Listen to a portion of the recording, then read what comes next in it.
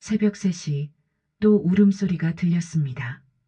은희는 겨우 잠들었지만 어쩔 수 없이 일어났어요. 아이 셋이 돌아가며 앓은 지 석 달째 어린 아이들은 낳기가 무섭게 또 옮아 돌아가며 아팠습니다. 산후조리, 그런 건 사치였습니다. 셋째를 낳고 일주일 만에 첫째와 둘째가 독감에 걸렸거든요. 병원과 집을 오가며 잠은 하루에 2~3시간. 몸은 망가져갔지만 아이들은 계속 아팠습니다. 민수야, 또 열이 나네. 지우는 애구 토했구나. 서우야, 엄마가 지우 챙겨주고 금방 올게. 이 집의 밤은 잠가는 거리가 멀었습니다. 엄마도 고열이 나는 몸살이었지만 아픈 아이와 새벽 5시에 출근하는 아빠를 위해 조용히 아픈 몸을 추스리며 아이들을 돌봤습니다. 새벽 5시 다녀올게. 우리 아기들 무슨 일 있으면 연락해. 응, 조심해서 다녀와. 도연은 성실한 사람이었습니다. 아이 셋을 먹여 살리기 위해 새벽부터 밤늦게까지 일했어요. 은희는 항상 고맙게 생각했어요.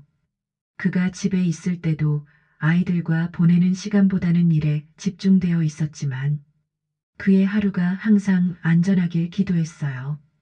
셋째를 등에 업고 둘째를 안고 첫째 손을 잡고 병원에 가는 길, 택시가 안 잡히는 날이면 셋을 데리고 버스를 타는 게 제일 힘들었어요. 아이들이 앉을 자리가 없는 날엔 아이들이 다칠까봐 제가 온 힘으로 아이들을 잡아야 했어요. 사람들의 시선이 따가웠어요. 아이를 왜 저렇게 많이 낳았을까 하는 무언의 시선들로 느껴졌어요. 어머님 자주 오시네요. 아이들이 자꾸 아파서 힘드시겠어요. 네, 면역력이 약해서 그런가 봐요. 어디 봅시다. 근데 어머님 얼굴이 너무 지쳐 보이세요. 산후조리 제대로 못하셨죠? 어머님 몸이 회복되지 않으면 아이들을 돌보기 힘드시고 아이들도 계속 아플 수 있어요. 네, 노력해 보겠습니다. 의사의 말이 은희를 더욱 위축시켰습니다. 엄마가 잘못해서 아이들이 아픈 건 아닐까? 그런 죄책감이 그녀를 짓눌렀어요. 오늘 현장에서 좋은 소식 있었어. 큰 공사 맡게 될 것 같아. 정말? 그럼 좀 나아지겠네. 응, 조금만 더 버텨. 내가 성공하면 너도 편해질 거야. 성공. 그 단어는 희망이었지만 동시에 더 긴 기다림을 의미했습니다. 은희는 알았어요. 그 성공을 위해 자신이 얼마나 더 혼자가 되어야 하는지를. 그날 밤도 서우가 열이 나서 잠들지 못했습니다. 해열제를 먹이고 미지근한 물로 몸을 닦아주고 계속 안아주었어요. 도연은 아이들이 없는 다른 방에서 곤히 잠들어 있었습니다. 내일도 새벽에 나가야 한다며 1년이 지났습니다. 도연의 예언은 맞았어요. 대형 공사를 맡게 되면서 수입이 크게 늘었습니다. 통장 잔고가 불어날수록 도연의 어깨는 더욱 당당해졌어요. 하지만 은희의 어깨는 점점 무거워졌습니다. 은희는 아침을 준비 중이었어요. 민수 도시락, 지우 간식. 당신 것도 쌀까? 아니야. 오늘 현장 사람들이랑 회식 있어. 늦을 거야. 요즘 회식이 많네. 사업이라는 게 그런 거야. 인맥이 중요하거든. 인맥, 사업, 성공. 그 단어들이 점점 집과 멀어지고 있었습니다. 예전에는 우리 가족을 위해라고 했는데 이제는 사업상 어쩔 수 없이가 되었어요. 은희는 혼자 아이 셋을 키웠습니다. 도연이 돈을 많이 벌어와서 경제적으로는 여유로워졌지만 육아의 무게는 오롯이 혼자 감당해야 했어요. 3년 동안 제대로 자지 못한 몸은 한계에 다다르고 있었습니다. 서울에서 도연을 만나 결혼 후 부산으로 내려온 은희에게는 도와줄 사람이 아무도 없었어요. 부모님도 친구도 아는 사람도 모두 서울에 있었거든요. 낯선 땅에서 아이 셋과 함께하는 매일은 고립된 섬 같았습니다. 엄마, 아빠는 왜 맨날 늦게 와? 아빠가 일 많이 하셔서 그래. 우리 잘 살게 하려고. 그럼 우리랑 안 놀고 싶은 거야? 아니야. 아빠도 너희랑 놀고 싶어 하셔. 아이들의 질문이 날카로웠습니다. 어른의 논리로는 설명할 수 있지만 아이들의 마음까지는 달래줄 수 없었어요. 그러던 어느 날부터 인가 도연에게서 이상한 냄새가 났습니다. 여자 향수 냄새. 처음에는 회식 자리에서 묻은 거라고 생각했어요. 하지만 그 냄새는 점점 진해졌습니다. 당신, 회사에 여직원들 많아? 왜? 갑자기 그런 걸 물어? 아니야. 그냥 향수 냄새가 나서. 회식 자리에서 묻은 거지. 의심하지 마. 의심. 그 단어가 나오는 순간 뭔가 잘못되었다는 걸 직감했습니다. 의심할 이유가 없다면 왜 그렇게 예민하게 반응하는 걸까요? 이제 도연은 거의 매일 늦었습니다. 전화를 해도 회의 중이라는 답만 돌아왔어요. 주말에도 골프 약속이 있다며 나갔습니다. 성공한 사업가가 되니 할 일이 많아졌다고 했어요. 나 오늘도 늦어. 거래처 사장님들이랑 약속 있어. 매일 약속이 있네. 왜 그런 식으로 말해? 누가 돈 벌어오는데? 은희는 목소리가 나오질 않았습니다. 미안해. 그런 뜻이 아니었어. 돈을 벌어온다는 말이 모든 것을 정당화시켰습니다. 늦게 들어오는 것도, 주말에 나가는 것도, 향수 냄새를 묻히고 오는 것도. 그날 밤 도연의 셔츠에서 립스틱 자국을 발견했습니다. 연한 핑크색. 은희는 화장을 한 지 오래되었습니다. 빨래를 하면서 눈물이 났습니다. 도연이를 사랑했기 때문에 친구도 가족도 없는 부산으로 온 것이었지만 가족을 먹여 살려야 하기 때문에라지만 이게 성공의 대가인 걸까요? 상황은 더욱 악화되었습니다. 도연은 이제 아예 일을 하지 않아도 되는 수준이 되었어요. 현장은 직원들이 관리하고 본인은 사업 확장을 위한 미팅만 한다고 했습니다.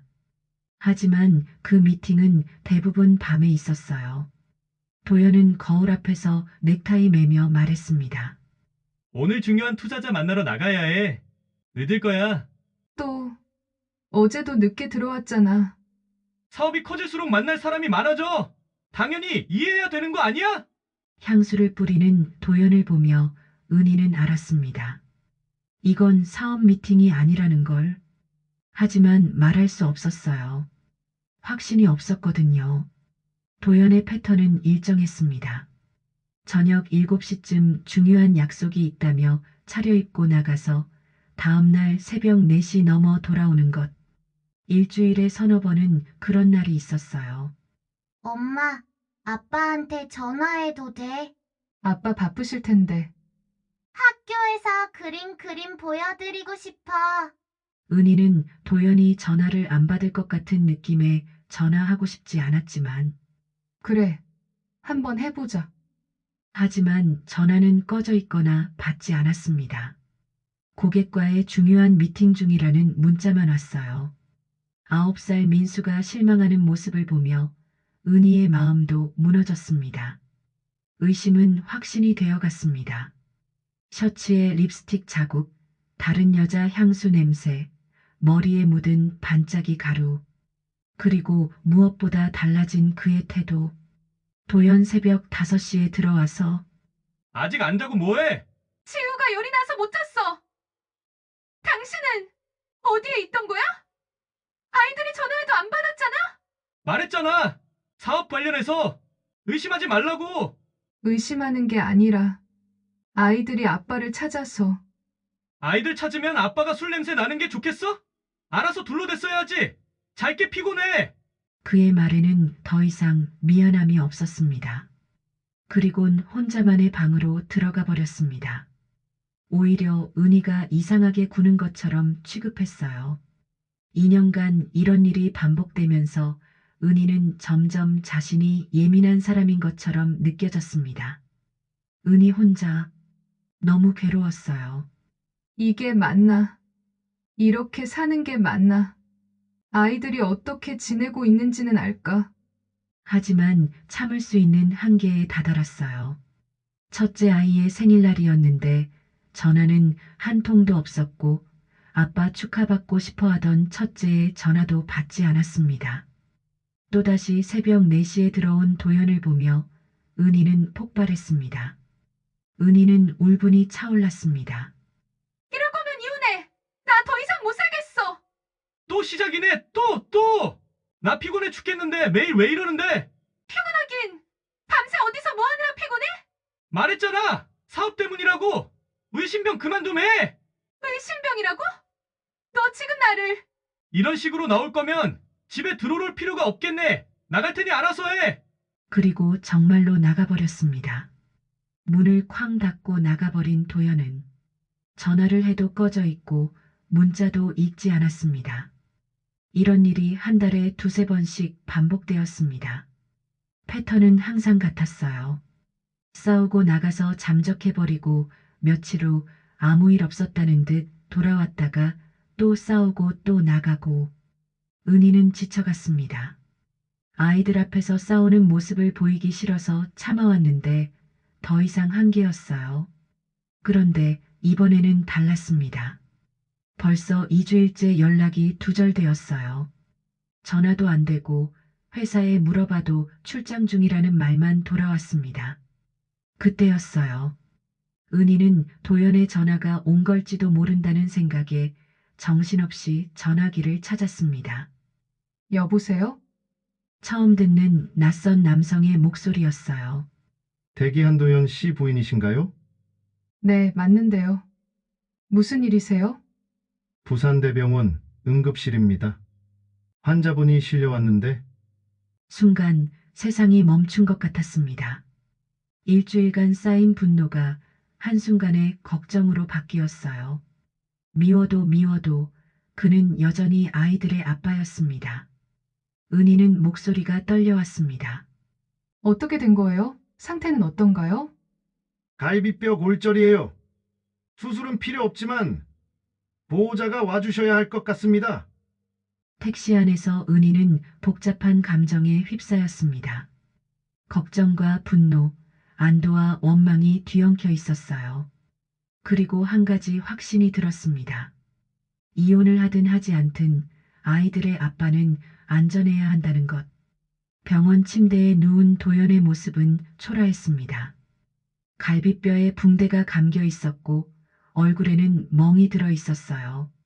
하지만 은희의 눈에 들어온 건 상처보다도 그의 회피하는 시선이었습니다. 어떻게 된 거야? 누구랑 싸운 거야? 도연은 고개를 돌렸습니다. 술 먹다가 시비 붙었어. 별거 아니야. 별거 아니라니! 갈비뼈가 부러졌는데! 내가 싸우고 싶어서 싸웠어. 모르면 말을 하지 마. 그 순간 은희는 직감했습니다. 이것은 단순한 술자리 싸움이 아니라는 걸. 도연의 눈에는 죄책감이 섞여 있었어요. 쌍방 폭행 사건으로 경찰서에 신고가 되어 아픈 남편 대신 경찰서를 방문해 알았습니다. 3년 후에야 알게 될 진실을. 경찰 조사에 따르면 도연은 한 여자와 술을 마시고 있었는데 그 여자의 남자친구가 나타나 몸싸움이 벌어진 것이었어요. 왜 그랬을까요? 대체 그 여자는 누구였을까요? 술집 알바생이 목격한 그 장면을 증언했다고 들었습니다. 은희는 모든 사실이 거짓이길 바라며 속으로 울고 또 울었습니다. 하지만 가정을 지키고 싶었어요. 일 때문에 만났었겠지. 상대방 남자가 오해했겠지. 라고 생각하기로 했지만 남편을 붙잡을 수 있는 방법은 이혼이라는 큰 사건이면 도연이 정신을 차리고 자신을 붙잡을 거라고 어리석은 생각을 합니다. 은희 자신도 사실은 같이 살 수 있을지 자신이 없었지만 아이들 때문이라도 최후의 방법을 써보기로 결정했어요. 병원에서 퇴원 후 도연은 집에는 오지 않았습니다. 은희는 이혼 접수하자고 2번이나 도연과 약속했지만 그때마다 도연은 나타나질 않았습니다. 3번째 약속. 도연은 이혼 접수 전에 공증사무소에서 만나자고 했습니다. 도연은 법원 앞 공증사무소에서 만나자고 했습니다. 이혼 접수를 하러 가는 날 공증사무소에서 최종 서류를 작성했습니다. 양육비 월 300만 원, 현재 살고 있는 집 명의를 은희 앞으로 작은 차 한 대도 은희에게 주기로 했어요. 양육권은 첫째는 은희가, 둘째와 셋째는 도연이 키우기로 합의했습니다. 양육비는 월 300만 원, 부동산과 차량 명의 이전, 양육권 분할로 기재되어 있습니다. 이대로 진행하시겠습니까? 은희는 떨리는 마음으로 도연을 바라보았습니다. 이대로 괜찮아? 도연은 무표정하고 냉정해 보였습니다. 합의한 대로 하자. 3개월의 숙려 기간이 지나고 드디어 이혼 판결문을 받으러 가는 날이었습니다. 하지만 그날 은희는 충격적인 사실을 발견했어요. 공증서류 좀 수정하러 가자. 변호사가 몇 가지 더 추가하라고 하던데. 은희는 의심 없이 따라갔습니다. 그래, 알겠어. 공증사무소에서 도연이 추가 조항을 써넣을 때 은희는 마음속으로 울었습니다. 오늘 이후로 내 계좌에 관련된 모든 것들은 건들지 않는다. 앞으로 재산 분할 청구 소송을 하지 않는다. 그 문장을 보는 순간 깨달았어요. 이런 사람이었다니. 은희는 목소리가 떨렸습니다. 당신, 이럴 생각이었구나. 대체 생각이 뭐야? 이혼하면 각자 살아가야지 안 그래? 서로 얽매이지 말자는 거 아니야? 한 줄이었습니다. 감정의 흔들림이 아닌 계산의 흔들림 없는 문장. 그때는 몰랐어요. 이혼 시점과 정산 시점을 나란히 놓아본 사람만 쓸 수 있는 문장이라는 걸. 그 순간 은희는 깨달았습니다. 이미 그의 마음속에서 자신은 가족이 아니라 위험 요소가 되어 있다는 것을. 그리고 앞으로 닥칠 모든 고난을 혼자 감당해야 한다는 것을. 엄마, 아빠랑 헤어지는 거야? 은희는 마음이 아팠습니다. 누가 그런 말을? 아까 아빠가 짐 싸는 걸 봤어. 아빠 이제 같이 안 살아? 아빠, 아빠, 아빠. 7살, 4살, 2살. 각각 다른 수준으로 상황을 이해하고 있었습니다. 가장 큰 아이는 불안했고, 가운데 아이는 슬펐고, 막내는 여전히 순수했어요. 며칠 후, 도연이 둘째와 셋째를 데리러 왔습니다.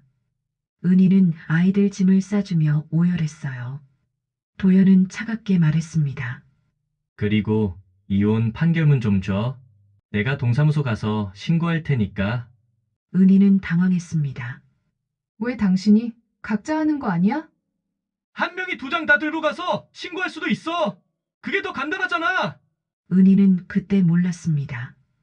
당사자 중 한 명이라도 신고를 안 하면 이혼이 무효가 된다는 걸. 도연은 의도적으로 은희의 서류까지 가져간 것이었어요. 이혼을 꼭 성사시키려는 치밀한 계산이었습니다. 은희는 도연이 아이들을 데리고 가는 모습을 보면서 흐느껴 울었습니다. 아이들이 떠났다는 생각에 물 한 모금도 목으로 넘어가지 않았습니다. 밥 한 숟가락도 입에서 씹어지지 않았어요. 아이들에게 이혼이라는 상처를 주었다는 죄책감이 그녀를 짓눌렀습니다. 그렇게 첫째와 하루하루를 버티고 있었습니다. 며칠이 지나 둘째와 셋째가 시댁 고모님 댁에 있는 걸 알고 은희는 한 걸음에 달려갔습니다. 아이들을 데려왔어요. 아이들을 꽉 끌어안으며 은희는 울었습니다. 그리고 다시는 떨어뜨리지 않겠다고 결심했어요. 그날 밤 도연에게서 문자가 왔습니다. 미안하다. 단 3글자. 하지만 그 미안함이 무엇에 대한 것인지 은희는 알고 싶지 않았습니다. 그저 아이들과 편안한 하루가 주어진다면 그것으로 행복이라고 생각했습니다. 이혼 후 3년이 흘렀습니다.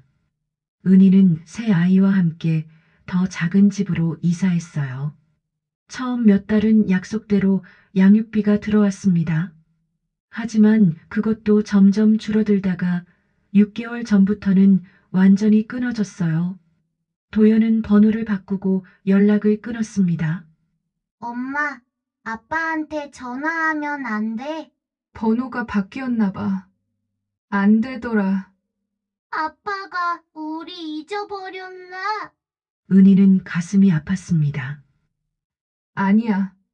아빠도 바쁘신 거야. 거짓말이었습니다. 아이들에게 아빠가 자신들을 버렸다는 말을 할 수는 없었어요. 그 무게는 정은이 혼자 감당해야 할 몫이었습니다. 장을 보는 일도 전쟁이었습니다. 가격표를 보고 또 보고 할인 상품을 찾아 헤맸어요. 아이들이 이것도 사자고 할 때마다 가슴이 아팠습니다. 이거 맛있어 보여. 다음에 사자. 오늘은 꼭 필요한 것만. 지우는 엄마의 눈치를 살피며 말했습니다. 괜찮아, 서우야. 집에 과자 있어. 10살 지우가 동생을 달래는 모습에 가슴이 찔렸습니다. 아이들이 너무 일찍 어른이 되어가고 있었어요. 여보세요? 혹시 정은희 씨 되시죠? 저는 도연이 친구 김성우라고 합니다. 은희는 가슴이 뛰었습니다. 네, 맞는데. 무슨 일 있나요? 혹시 얘기 들으셨어요? 요즘 도연이가 많이 달라졌더라고요. 순간 불길한 예감이 들었습니다. 3년 동안 연락 한 번 없던 사람의 친구가 갑자기 전화를 한다는 것은 도연이가 5년 전 맡았던 그 대형 현장 아시죠? 그게 완공됐을 때가 이혼하셨을 때쯤인데 네, 그래서요? 유부금이 생각보다 컸나 봐요. 10억 정도 된다더라고요. 10억이요? 그리고 이혼하고 석 달 만에 다른 분이랑 재혼했어요. 아마 유부금 나오는 시기에 맞춰서. 세상이 무너지는 소리가 들렸습니다. 10억? 재혼? 석 달? 모든 퍼즐이 맞춰지는 순간이었어요. 아이들을 재운 뒤 정은이는 오래된 서류철을 꺼냈습니다. 이혼 당시의 공증 서류, 그 마지막 페이지에 적힌 도연의 필체. 이 시간 이후부터는 나의 재산을 건들지 말 것. 그제야 그 한 줄의 진짜 의미를 깨달았습니다. 감정이 격해서 쓴 말이 아니라 3년 공사의 막바지와 이혼 시기를 계산한 치밀한 계획이었어요. 냉정함이었습니다. 도연에게는 10억이 다음 라운드의 시드머니였고 정은이는 그 표밖에 선 사람이었어요. 은희는 김성호라는 도연의 친구의 도움으로 변호사 상담을 받을 수 있었어요. 재산 분할은 어렵습니다. 공증 서류까지 유리하게 써놓았고 이혼 확정일로부터 2년이 지났거든요. 상대방이 재산을 숨겼다는 걸 나중에 알게 된 경우에는 어떻게 되나요? 그런 경우 알게 된 날로부터 6개월, 이혼일로부터 5년 이내 청구 가능합니다. 하지만 은닉 사실을 증명해야 해요. 증명이 어렵나요? 의도적 은닉을 입증하기가 쉽지 않죠. 변호사 선임비도 만만치 않고요. 희망과 절망이 교차했습니다. 법적으로는 가능하지만 현실적으로는 어려웠어요. 당장 끼니를 걱정하는 상황에서 소송비를 댈 여력이 없었거든요. 다만 양육비는 다릅니다. 미성년 자녀의 양육비는 언제든 청구 가능하고 미지급분도 강제 집행할 수 있어요. 그 말이 한 줄기 빛처럼 들렸습니다. 10억은 손에 닿지 않을지 몰라도 아이들의 양육비만큼은 포기할 수 없었어요. 상담을 마치고 나오는 길에 은희의 눈에 포스터 하나가 들어왔습니다. 양육비 이행관리원 국가가 함께합니다. 전화번호 1644-6664 국가가 함께한다. 그 문구가 3년 만에 처음으로 희망처럼 보였어요. 정은이는 새 아이의 손을 잡고 낯선 건물 앞에 섰습니다. 양육비 이행관리원. 간판을 보는 것만으로도 가슴이 두근거렸어요. 국가가 함께한다는 포스터의 문구가 현실이 될 수 있을까요? 안녕하세요. 무엇을 도와드릴까요? 양육비. 받지 못한 지 오래되어서 상담받고 싶어요. 이곳은 양육비 이행관리원입니다. 신청하시면 조사부터 강제 집행까지 종합적으로 지원해드려요. 종합적 지원. 그 말이 정은이에게는 오랜만에 듣는 희망의 언어였습니다. 혼자서 감당할 수 없었던 일들을 국가가 대신 해준다는 것. 먼저 상대방의 주소와 소득, 재산 조회를 진행합니다. 그 다음 이행명령을 내리고 그래도 안 되면 강제 집행까지 갈 수 있어요. 강제 집행이요? 급여 압류, 재산 압류 등이 가능합니다. 그리고 마지막에는 감치명령까지 청구할 수 있어요. 감치명령이 뭐예요? 양육비를 고의로 지급하지 않는 사람을 일정 기간 구치소에 보내는 제도입니다. 구치소. 그 단어가 은희를 움찔하게 했습니다. 하지만 동시에 생각했어요. 3년 동안 아이들을 외면한 것도 10억을 숨긴 것도 다 고의였다고. 양육비 이행관리원에서 보낸 공문이었습니다. 신청 접수 완료. 상대방 주소 소득 재산 조회 진행 중이라는 내용과 함께 담당자 연락처가 적혀 있었어요. 드디어 시작됐구나. 3년 만에 처음으로 누군가가 자신의 편에서 싸워준다는 느낌이었습니다. 혼자가 아니라는 것, 그 자체가 힘이 되었어요. 정은혜 씨, 조사 결과 나왔습니다. 상대방 현재 주소 확인됐고 소득은 최저 수준으로 신고되어 있네요. 최저 수준이요? 그럼 돈이 없다는 뜻인가요? 표면상으로는 그렇습니다. 하지만 재혼한 배우자 명의로 된 부동산과 계좌가 여러 개 발견됐어요. 그럼 일부 속인 거네요. 그래서 1차로 이행명령을 내렸습니다. 30일 이내 양육비 지급하라는 법원 명령이에요. 이행명령. 법원의 힘이 뒷받침되는 공식적인 요구였습니다. 은희 혼자서는 절대 할 수 없었던 일이었어요. 30일이 지나도 입금은 없었습니다. 하지만 이행관리원은 포기하지 않았어요. 2차 조치로 급여 압류 신청을 했다는 연락이 왔습니다. 그리고 마침내 50만 원. 약속했던 300만 원에 비하면 터무니없이 적었지만 그래도 3년 만에 첫 양육비였습니다. 정은이는 그 숫자를 보며 눈물이 났어요. 은희가 아이들을 불렀습니다. 얘들아, 좋은 소식이 있어. 뭐예요? 아빠가 용돈 보내주셨어. 정말요? 아빠가요? 응. 그러니까 아빠한테 고맙다고 문자 보내자. 은희는 아이들에게 원망을 가르치지 않았습니다. 비록 적은 금액이고 3년이나 늦었지만 감사하는 마음을 잃지 않으려 했어요. 그것이 아이들에게 줄 수 있는 최선의 교육이라고 믿었거든요. 엄마가 아빠한테 문자 써줄래?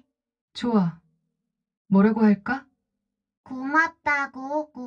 그리고 건강하시라고. 아빠 보고 싶다고도. 아이들의 순수한 마음이 정은이의 가슴을 울렸습니다. 아이들은 여전히 아빠를 사랑하고 있었어요. 그 사랑을 지켜주는 것도 엄마의 몫이었습니다. 아이들을 재운 뒤 정은이는 양육비 이행관리원에서 받은 서류들을 정리했습니다. 신청서, 조사 결과, 이행명령서, 압류 신청서, 한 장 한 장이 모두 희망의 증거였어요. 구조적 운명의 고리. 개인의 힘으로는 절대 할 수 없었던 일을 사회의 제도가 대신 해주었습니다. 때로는 혼자가 아니라는 것만으로도 충분했어요. 양육비가 다시 끊긴 지 6개월이 지났습니다. 이행관리원을 통해 압류 신청을 했지만 도연은 또다시 주소를 옮기고 직장을 바꿨어요. 정은혜 씨, 마지막 수단으로 감치명령 신청이 가능합니다. 감치명령이요? 양육비를 고의로 지급하지 않는 채무자를 구치소에 일정 기간 보내는 제도입니다. 최대 30일까지 가능하지만 상대방의 경제 상황에 따라 기간이 결정돼요. 30일. 하지만 도연의 경우 소득과 재산이 최소한으로 신고되어 있어서 실제로는 며칠 정도가 될 것이라는 설명이었어요. 그래도 그것만으로도 충분한 경고가 될 수 있다고 했습니다. 정은이는 새 아이와 함께 법원에 섰습니다. 감치명령 신청서를 제출하는 순간 되돌릴 수 없는 선을 넘는다는 걸 알았어요. 아이들과 법원 앞에 서 있었습니다. 접수 창구에서 감치 명령 신청서를 제출했습니다. 담당 직원은 사무적으로 설명했어요. 심사 기간은 약 2주, 승인되면 즉시 집행된다고. 이건 복수가 아니야. 아이들의 권리야. 스스로에게 되뇌는 말이었습니다. 하지만 마음 한구석에서는 죄책감이 밀려왔어요. 한때 사랑했던 사람을, 아이들의 아빠를 감옥에 보내는 일이니까요. 감치명령 승인이라는 제목의 공문이었습니다. 도연에게는 5박 6일의 감치명령이 내려졌어요. 재산 은닉으로 인해 최소 기간으로 결정되었지만 그래도 법원의 명령이었습니다. 드디어 끝이 보이네. 감치명령 신청이 접수되었다는 통보가 도연에게 전달되었습니다. 어느 날 은희의 휴대폰이 울렸습니다. 3년 만에 처음 보는 번호였어요. 여보세요? 은희야, 나야, 도연이. 갑자기 왜 전화를? 좀 들어줘. 얘기할 게 있어. 지금 상황이 너무 안 좋아. 은희는 차갑게 대답했습니다. 하지만 도연의 목소리에는 절박함이 섞여 있었어요. 도연 아내가 유방암에 걸렸어. 수술비며 치료비며 돈이 너무 많이 들어. 그게 나랑 무슨 상관이에요? 그리고 현장에서 사람들이 나를 받아주질 않아. 새 아이 버린 아버지라고, 양육비도 안 주는 놈이라고 소문이 돌아서 도연의 목소리가 떨렸습니다. 친구들한테 돈 빌려달라고 했는데 다들 연락을 안 받아. 나를 피해 빌릴 곳이 없어. 당연하죠. 당신이 한 일을 생각해보세요. 유보금 10억 받은 거 다 알려졌어. 그런데 그 돈을 주식으로 거의 대부분 날렸어. 바보같이. 정은이는 말문이 막혔습니다. 10억을 주식으로 날렸다니. 지금 남은 건 작은 빌라 한 채뿐이야. 아내 치료비에 생활비까지. 정말 힘들어. 정은이 그래서 지금 저한테 전화하신 거예요? 감치 명령 받았어. 구치소에 들어가야 한대. 내가 지금 하루라도 일하지 않으면 사면 초과야. 이해해 줄 수 없을까? 나도 정말 후회하고 있어. 길고 긴 침묵이 흘렀습니다. 300만 원은 못 주셔도 50만 원이라도 꼬박꼬박 주실 수 있나요? 그거는 할 수 있어.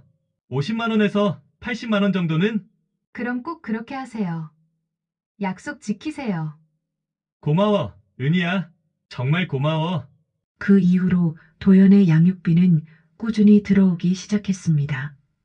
약속했던 300만 원에는 못 미쳤지만 월 50만 원에서 80만 원씩은 빠지지 않고 입금되었어요. 엄마, 아빠가 또 돈 보내주셨어요? 응, 아빠가 보내주셨어. 이제 아빠가 약속 지키는 거예요?